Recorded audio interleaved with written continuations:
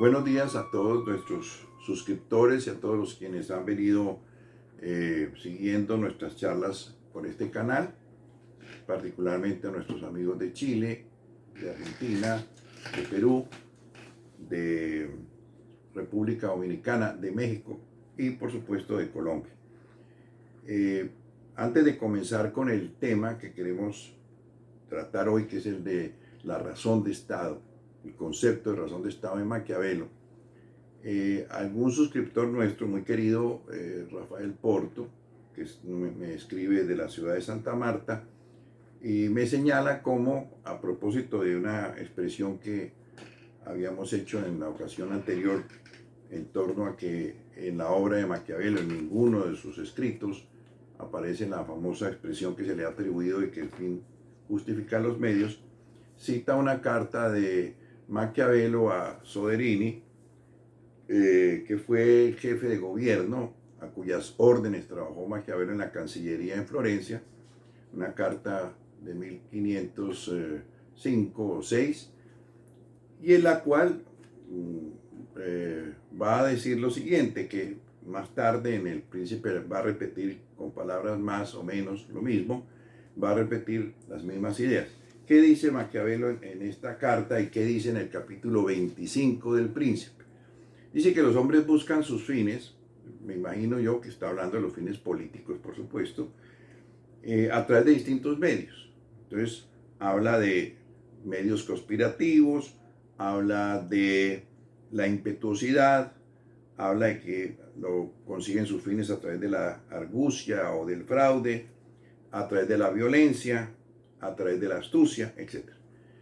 Es decir, distintos medios para llegar a un fin político, llegar al poder o conservarse en el poder. Sin embargo, como lo vemos en este texto del capítulo 25, que reproduce, repito, la famosa carta de 1505 a Soderini, lo que está diciendo Maquiavelo es que hay distintos medios para llegar a un fin. No está haciendo ninguna valoración de esos medios porque, entre otras cosas, Maquiavelo ha hecho un gran esfuerzo, y ese es el gran mérito de su obra, de separar la política de cualquier consideración ética o moral.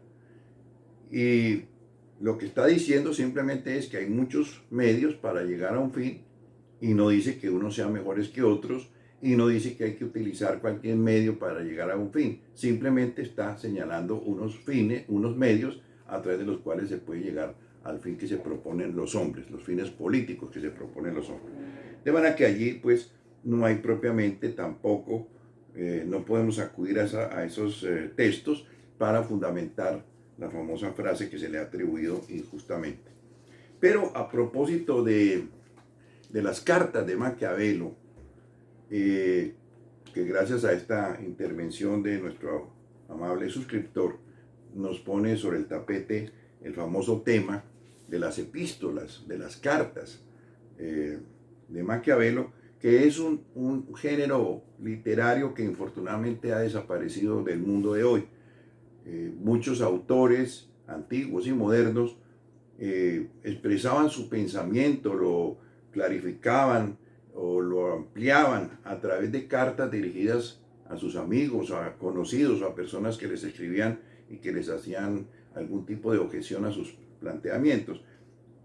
Lo mismo hace Maquiavelo. Hay todo un libro que recoge su epistolario, son más de 2000 y pico de cartas que él escribió a lo largo de su vida, pero sin duda alguna la más importante de todas esas cartas es la que él escribe a un amigo de infancia que se llama Vettori. Vettori es en ese momento, cuando escribe Maquiavelo, está escribiendo en 1513, acaba de salir de la Cancillería hace un año que ha sido despedido por los Medici cuando regresan al poder. Le escribe a este amigo de infancia, que en ese momento es embajador de Florencia ante el Papa, le escribe cosas muy importantes. Esta es la carta más importante de la literatura política italiana. Y en esta carta, pues, Maquiavelo es un desempleado, tiene un sabor de amargura, esta carta. pero tiene aspectos muy importantes y que refleja muy bien la personalidad del florentino. En primer lugar, le describe a Vettori cómo es su día a diario, qué hace él durante el día. Y entonces lo primero que él señala es que por la mañana va a un bosque cercano a su granja donde él vive ahora, exiliado de Florencia, y ve cortar la madera en el bosque, pone trampas para cazar pájaros, después pasa a la hostería y en la hostería busca recibir noticias, qué está pasando en el mundo, qué está pasando en las ciudades vecinas, qué está pasando en Italia. En esta época, como no hay todavía diarios ni periódicos, pues este sitio de reunión con vecinos, con gente que llega a la hostería de otras ciudades, pues es un sitio ideal para conocer noticias del mundo exterior. Es el periódico de la época. Y bien, Maquiavelo regresa a su finca, almuerza y sale posteriormente y vuelve a la hostería. Y allí, en la hostería, se dedica a conversar y a jugar cartas con estos personajes. Pues obviamente el hostelero, el dueño del hostal o de la hostería, con un carnicero, con un molinero y con dos panaderos. Con ellos habla, conversa, discute, alega, pelea en medio del juego de cartas.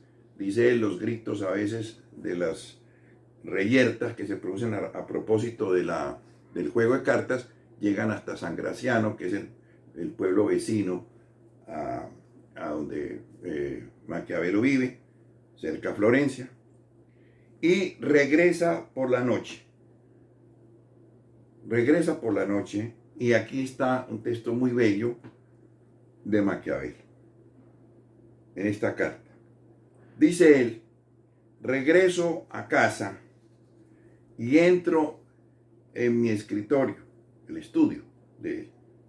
En el umbral me quito la ropa cotidiana llena de fango y de mugre, me visto paños reales y curiales y apropiadamente vestido, entro en las antiguas cortes de los antiguos hombres, donde soy recibido por ellos amorosamente. Me nutro de ese alimento. No me avergüenzo de hablar con ellos y preguntarles por la razón de sus acciones. Y ellos, por su humanidad, me responden y me siento por 4 horas y no siento por 4 horas molestia alguna. Olvido todo afán. No temo a la pobreza, no temo ni me asusta la muerte. Hay que decir que Maquiavelo pues es un hombre de una vasta cultura, de un conocimiento extraordinario de la historia antigua de Grecia y sobre todo de Roma, y un lector infatigable de los textos clásicos de la antigüedad. Y es lo que le está diciendo. Voy a esos autores a encontrar la razón de sus acciones que me van a iluminar para entender el presente, para entender la vida política de hoy. Maquiavelo en esta carta manifiesta, como se ve claramente, un cierto dejo de tristeza, de nostalgia por haber dejado el poder en la Cancillería, y no valora realmente que en este momento se encuentra sin empleo, es un desempleado, como él mismo lo va a manifestar en esta carta a Soderini, pero que reproduciría lo que en algún momento Carlos Marx consideraba como un ideal de la vida del ser humano, del ocio productivo, de no tener afanes en la vida, de poder tener la actividad que uno quiera, sin obligaciones que se le impongan.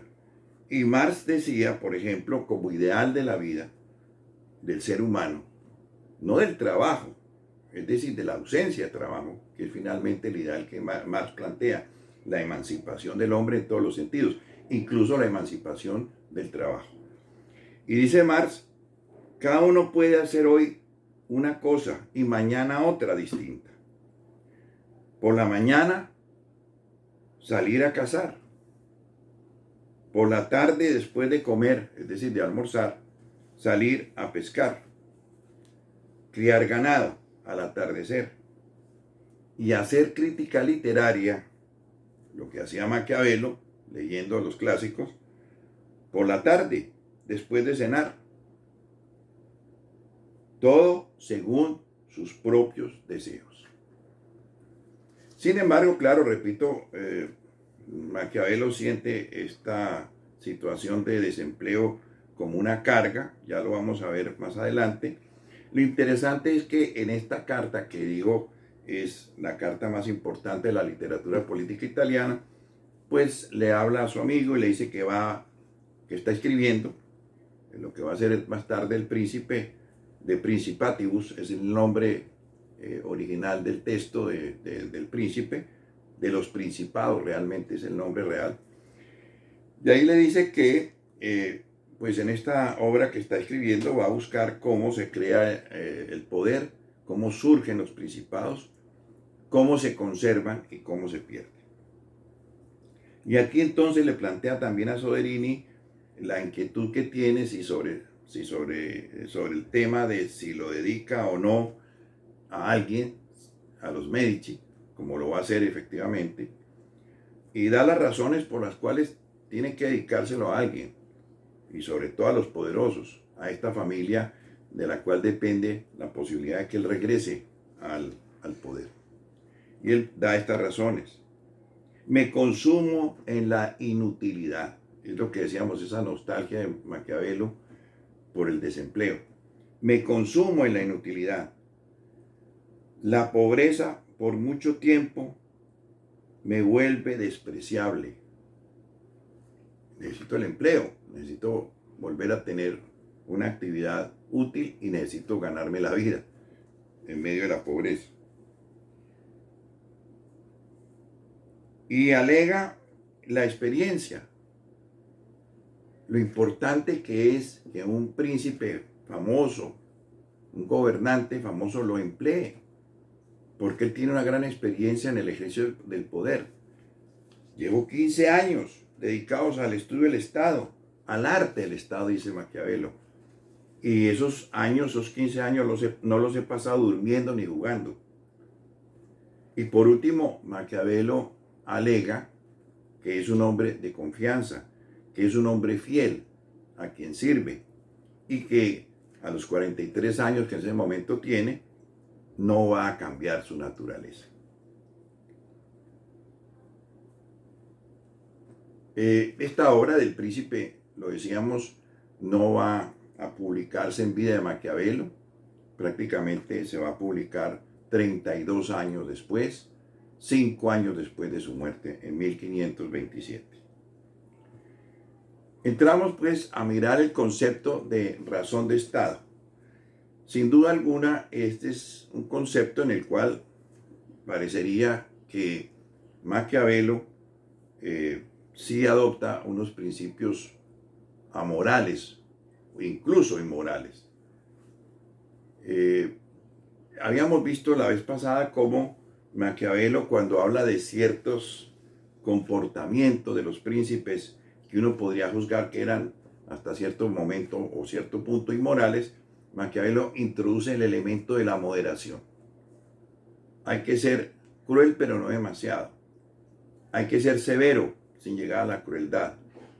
Hay que ser severo o cruel sin que lleguemos al odio por parte del pueblo. Siempre hay esa morigeración de las acciones del gobernante desde el punto de vista de la moral. En el tema de la razón de Estado, Maquiavelo, digamos así, se despacha en el tema ético. Y miremos muy rápidamente cómo se entiende la razón de Estado, para después mirar lo que Maquiavelo en concreto señala sobre este concepto. Primero, la razón de Estado supone que existen unos intereses del Estado, intereses que son superiores a los intereses de los ciudadanos. El ciudadano está subordinado a los intereses fundamentales y superiores del Estado. Segundo, en situaciones de amenaza grave a la seguridad del Estado, a la subsistencia del Estado, el gobernante podrá tomar todas las medidas necesarias, lícitas e ilícitas, legítimas e ilegítimas, morales o inmorales, para lograr la pervivencia del Estado. Tercero, el Estado no tiene por qué comunicarle a los ciudadanos las medidas que va a tomar. Estas medidas son secretas y no está obligado, por consiguiente, a discutirlas ni a hacerlas públicas ante los ciudadanos. Y si se llegare a descubrir que el gobernante ha tomado estas medidas, podrá negarlas, podrá desconocer que las ha tomado. Aquí recuerda uno la famosa serie de hace muchos años que se llamaba Misión Imposible, donde el jefe de una agencia secreta le dice a sus agentes cuál es la misión que tienen y les dice, si se llega a descubrir esta actividad de ustedes, si llegan a ser descubiertos, el gobierno va a negar que tenga algo que ver con eso. Y esta grabación se destruirá en 2 segundos. Es lo mismo que plantea la política de la razón de Estado. Maquiavelo, entonces, en otra obra que ha sido muy famosa, pero no tan conocida ni difundida como El Príncipe, los famosos discursos sobre la primera década de Tito Livio, va a señalar lo que él entiende por la razón de Estado. Y dice lo siguiente Maquiavelo en ese texto: que la patria se debe defender siempre con ignominia o con gloria, o de cualquier manera hay que defenderla. En las deliberaciones en que está en juego la salvación de la patria, no se debe guardar ninguna consideración a lo justo o a lo injusto, lo piadoso o lo cruel, lo lamentable o lo vergonzoso, sino que dejando cualquier otra consideración, aquel camino que salve la vida de la patria y mantenga su libertad es el que debe adoptarse. Allí pues encontramos evidentemente que Maquiavelo señala que para defender la patria hay que utilizar cualquier medio, no importa su valoración moral, justo o injusto, ignominioso o no, glorioso o no, hay que defender a la patria. El profesor Salgraveschi, que es un ilustre jurista italiano, magistrado de la Corte Constitucional Italiana, presidente muchos años de esa corte, ha señalado lo siguiente: la violencia, el chantaje, la mentira, la traición, el envenenamiento, el asesinato, prohibido a los hombres comunes, son medios que se convierten en lícitos, o mejor, en necesarios, si son usados cuando hay circunstancias extraordinarias que lo exijan, para conquistar y sobre todo para conservar al Estado. Quien tiene la responsabilidad del gobierno debe olvidarse de ser hombre, debe olvidar los sentimientos privados, los lazos familiares, debe, en una palabra, recordar que es el Estado y actuar en consecuencia. La razón de Estado, concluye Zagrebelsky, se aplica, pero mientras se pueda, se aplica sin decirlo o diciendo lo contrario. Y anota Zagrebelsky, Maquiavelo, poco maquiavélicamente, señala esta regla y muestra así de forma descarada la verdad. Pregunta entonces ahora lo siguiente.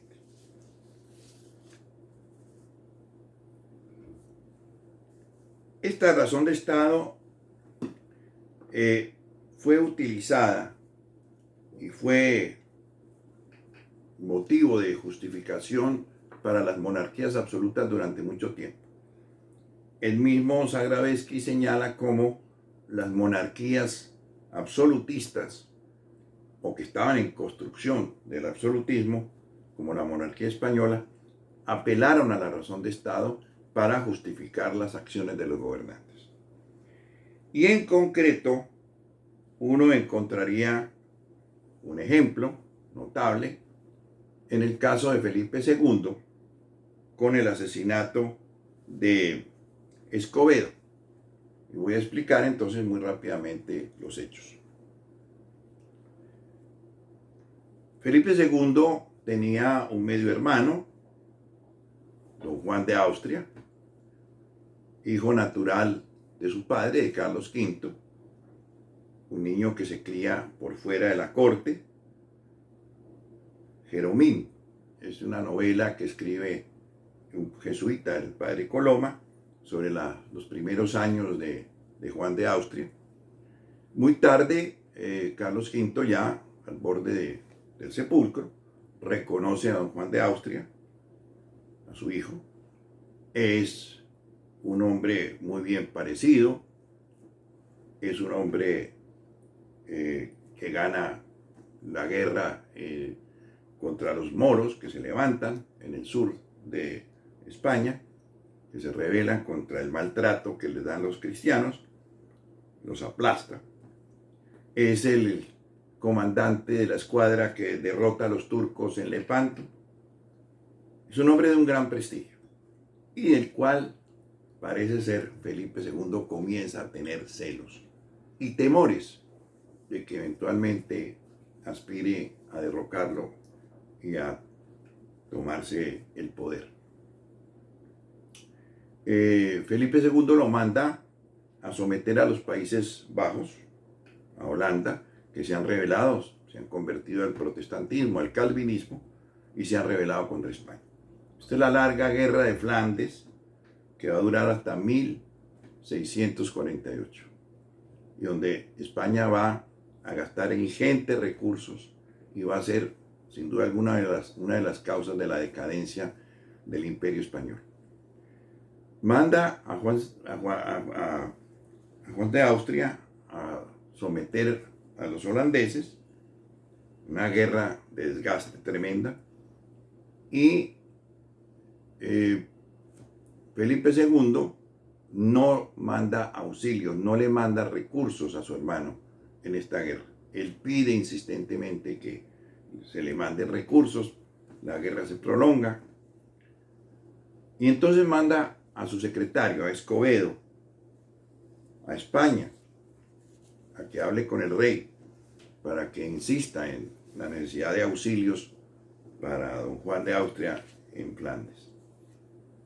Escobedo es presentado por Antonio Pérez, que es secretario de don Felipe II, como un intrigante que viene a España a buscar abrir el camino a su mentor, que es una amenaza, es un peligro, lo presenta así ante Felipe II.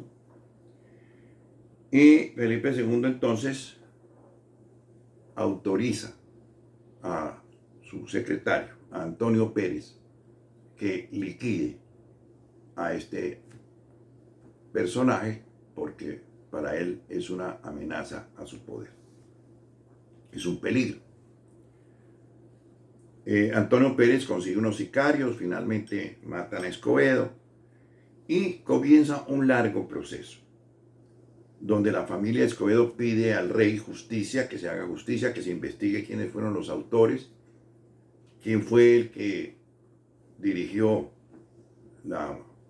el asesinato de su familiar, y el rey se ve obligado a que se abra la investigación y llama a Antonio Pérez, a su secretario, y le dice: habla con prudencia y habla lo menos posible. Este parece que es un consejo que suelen dar los abogados cuando asisten a un cliente en una indagatoria. Habla con prudencia y habla lo menos posible. Los sinsabores son inevitables. Claro, los interrogatorios, las citaciones a los tribunales, etc. Pero hay que pasar por ellos con todo el disimulo y la habilidad de que seas capaz. Es la razón de Estado.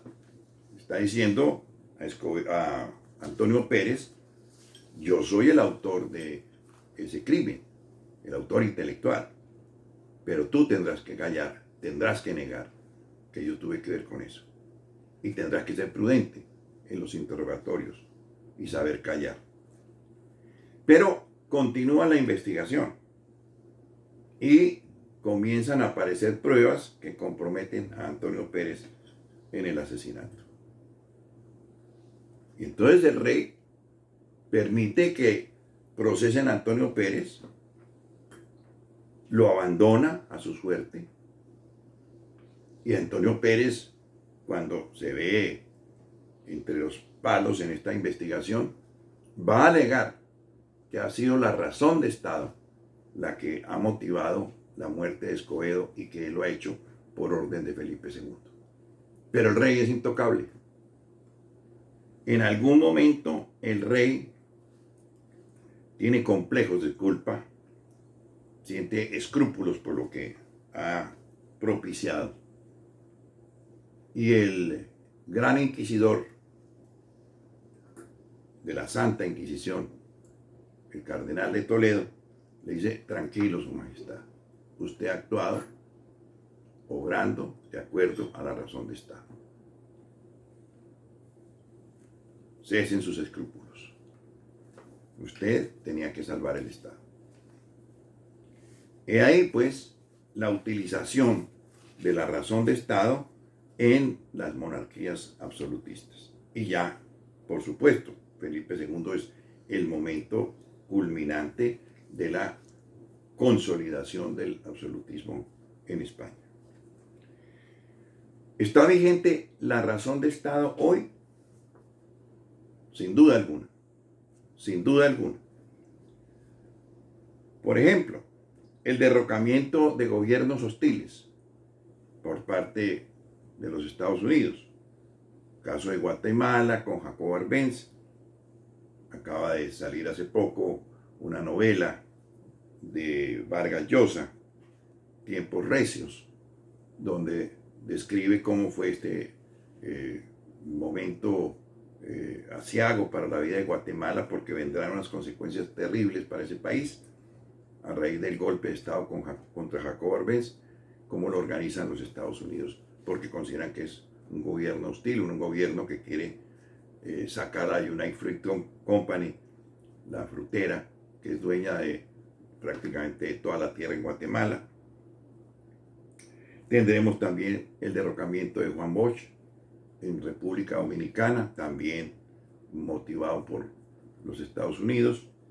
Tendremos el golpe más dramático en América Latina, que es el golpe contra Salvador Allende en Chile, donde está clara la intervención de Kissinger, que era el secretario de Estado, en ese golpe. Entonces, ¿qué motiva estos golpes de Estado? La razón de Estado. La razón de Estado, es decir, la supervivencia del poder americano cuando se ve amenazado por gobiernos que considera enemigos o hostiles. El asesinato de enemigos o de personajes que ya no le sirven al poder. En este último caso, el de Trujillo en República Dominicana, donde el presidente Kennedy ordena asesinar a Leonidas Trujillo porque ya no le sirve como aliado. Desprestigia la política exterior de los Estados Unidos. Y la CIA organiza el atentado y asesinan a Trujillo en Ciudad Trujillo, que hoy es nuevamente Santo Domingo, pero que había llevado el nombre de ese dictador. Y la muerte de Osama Bin Laden, que fue un atentado secreto, violando la soberanía de Pakistán a través de una operación de comando totalmente desconocida para la opinión pública nacional de los Estados Unidos e internacional. Y también el envenenamiento de los líderes opositores. Parece que esta es una política que le sirve mucho y que ha utilizado Putin para deshacerse de sus enemigos políticos. Muchos periodistas enemigos, muchos empresarios enemigos de Putin han sido envenenados. Estamos como en la época del Renacimiento, que uno de los métodos privilegiados para deshacerse de un enemigo era envenenarlo. Pues estamos casi en la misma situación. Las interceptaciones secretas a buena parte de la población de Estados Unidos y de gobiernos amigos, como lo denunció Snowden, el famoso agente de la Agencia Nacional de Seguridad, pues son actividades al margen de la ciudadanía, son acción del Estado que no conocen los ciudadanos, que nadie puede discutir porque no se conocen. Simplemente este agente, con un gran remordimiento por lo que estaba haciendo, se atreve a denunciar estas interceptaciones a media ciudadanía americana y a gobiernos amigos de los Estados Unidos. Teóricamente son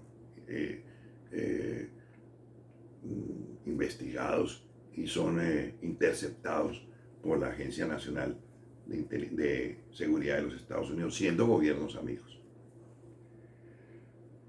Todas estas acciones y muchas otras que son secretas, que no se conocen, que no se discuten frente a los ciudadanos y que, por supuesto, uno pensaría que para una democracia esto es inconcebible, pues son acciones que hoy siguen realizándose, siguen cumpliéndose como producto de la existencia o la pervivencia hoy de la razón de Estado.